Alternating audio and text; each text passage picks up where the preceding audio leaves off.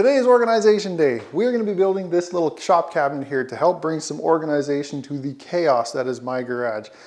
Now, I know it's only a small thing, but we all got to start somewhere. And because I'm fairly certain I'm not the only one out there with a messy garage, there's going to be plans linked down below so you can build one of these yourself. Let's get after it. Now, just like every project, we got to get started by ripping our material down and cutting it all out to the sizes that we're going to need. Now, most of this cabinet is going to be built out of this sheet of 24 by 48 inch, half-inch thick birch ply. Now, you could go heavier than this. You could use 3/4 inch if you want. I didn't think it was necessary because it's such a lightweight little cabinet. Half-inch is plenty strong. But I mean, if you got 3/4 inch scraps kicking around or anything like that, feel free to use it.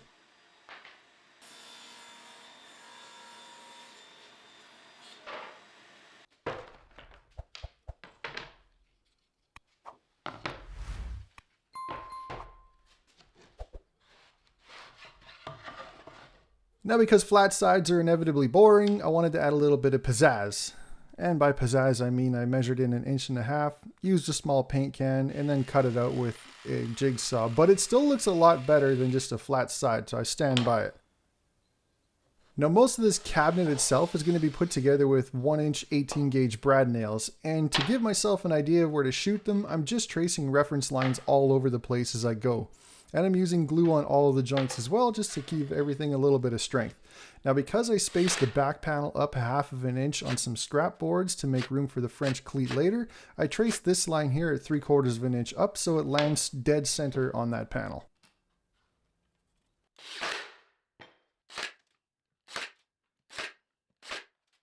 Now, all these reference lines on the outsides of the cabinet are going to be 1/4 inch farther than the panel is actually going to be. That way the nails end up in the center, but any reference lines I trace in the center are going to be where I want the panel to actually be.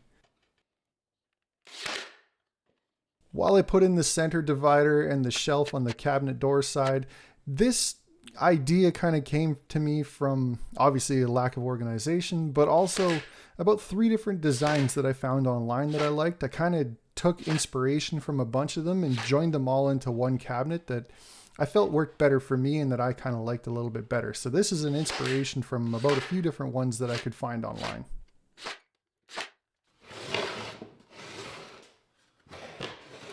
Because I don't want the rags to sit at the very back of the chute, I want them to be pushed forward towards the front of it. I'm going to cut some angles on this small little piece here. Now this is, again, just so the rags kind of have a little bit of a slide at the bottom of the chute, so that way you don't have to reach in quite as far. Now to hold it in, it doesn't really take much, just a little bit of glue and press it in place, but you could add a couple of nails in the corners if you want.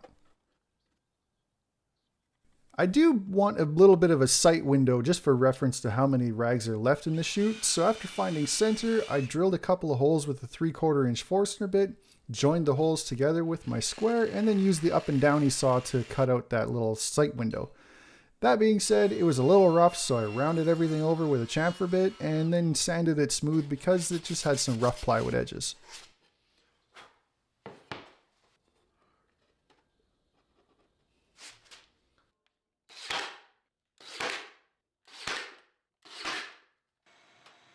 The lid I cut from the sheet at full size, but I do need to rip the 2 pieces apart. Now the front piece is the big piece, that's going to be hinged. This small little 5/8 inch wide strip right here gets hard mounted to the cabinet with a little bit of glue and nails. And then the saw blade curve gives me the perfect gap between the two. Now I did just want to mark where my screw holes and hinges are going to be before finishing, so I just did that real quick. To make this easy to hang now or move in the future, I'm going to be using a French cleat, so I also glued and nailed that to the back side of the cabinet. Okay, now we're moving on to our glove box holder. And unfortunately, even in the plans, I can't give you exact sizing on how to build this guy. They all use different size boxes depending on the manufacturer. The upside is it's always going to be referential measurements, so no matter what size your box is, the assembly of this is always the same. However, we don't have a lot of material left over after cutting out our sheet from our cabinet here.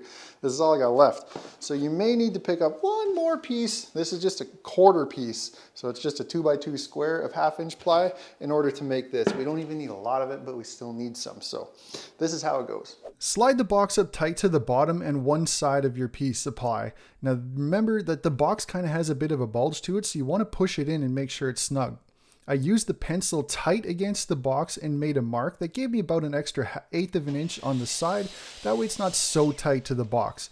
I also measured down about 1.5 inches from the top because I just thought it looked good.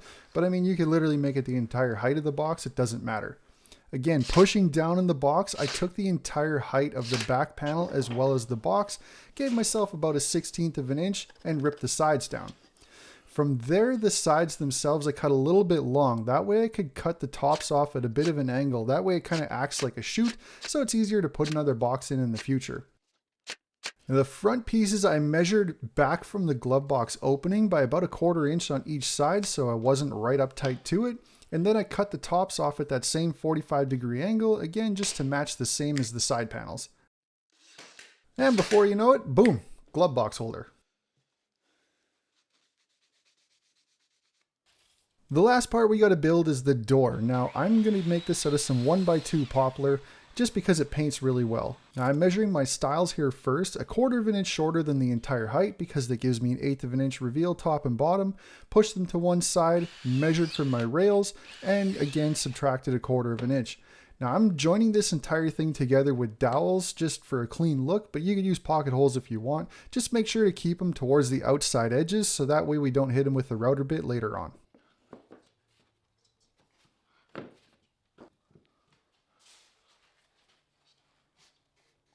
Because all the raw plywood edges will look horrible if we try and paint them, I went back and filled all of them with some drywall spackle and the nail holes at the same time. You could just use wood filler for this. I just like the way drywall spackle feathers out. It just sands a little bit smoother in my opinion. And with that sitting aside and drying, we can route the rabbet in the back side of our door. Now I'm just using 1/8 inch plate for mine, so I just went 1/8 of an inch down. And because glass has square corners, the router bit leaves rounded ones. I just use a chisel to square them up.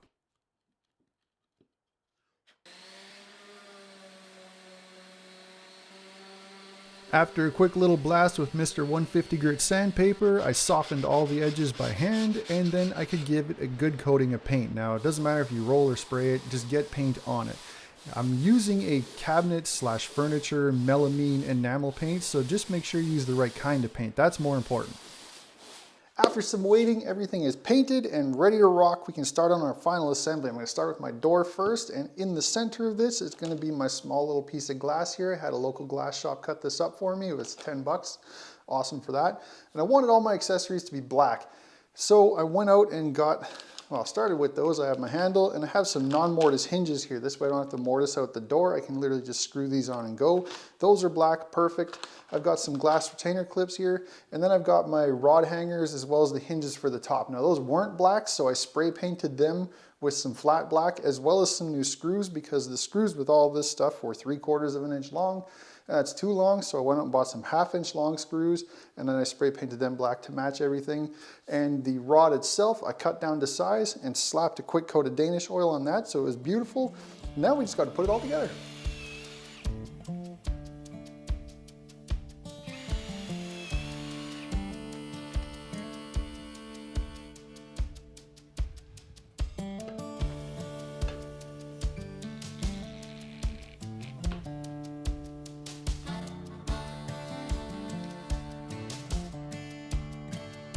These non-mortise hinges are awesome. You can kind of see they have a little bit of a shoulder to them in the center on both sides, and that sets the depth of the hinge on your cabinet and the door, so you really don't have to think about it. Just slide it right up to it.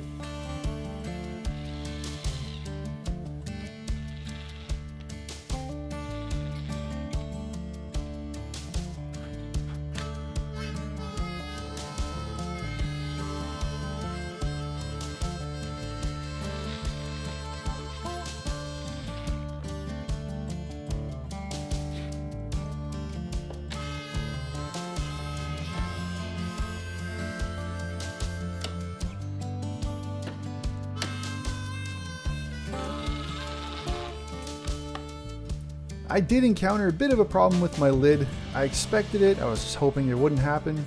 It wouldn't close. So I had to remove half the thickness of the lid itself with a 45-degree chamfer bit on that back inside corner. Once I did that, it closed smoothly.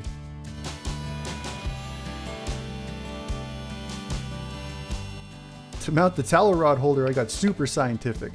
I just slid one end of it into the towel itself, left a bunch of room on the top and back in case I ever get a bigger roll, and held it in place with my thumb and then screwed it in place.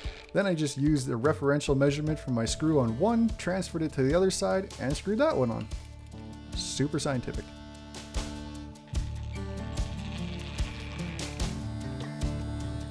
The length of the rod I measured from the face of each piece of hardware because it needs to fit inside of them obviously, and then I gave it a test fit. It was a little tight. I whittled a bit more off of the one end and it fit beautifully afterwards.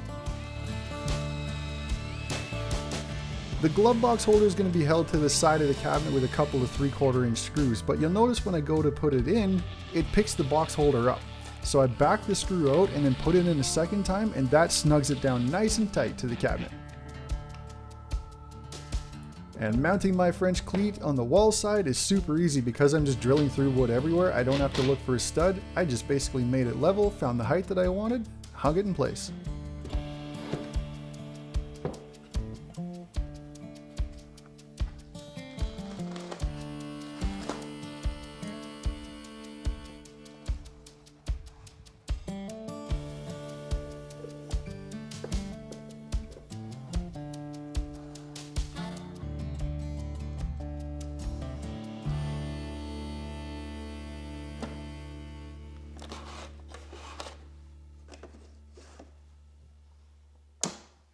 I think this is going to go a long way to the organization and just the flow of the shop. Having everything in one centralized location is just going to be a huge improvement because you just know where everything is all the time. You don't have to go and search and figure out, oh, where did I leave that last time?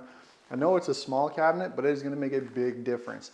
Now this is just step one of a bunch of things that I want to get built in here, kind of like little stations and stuff for organization. So keep your eye out for more. But otherwise, I hope you guys liked the video. Thumbs up if you did. Down if you didn't, but I hope you did.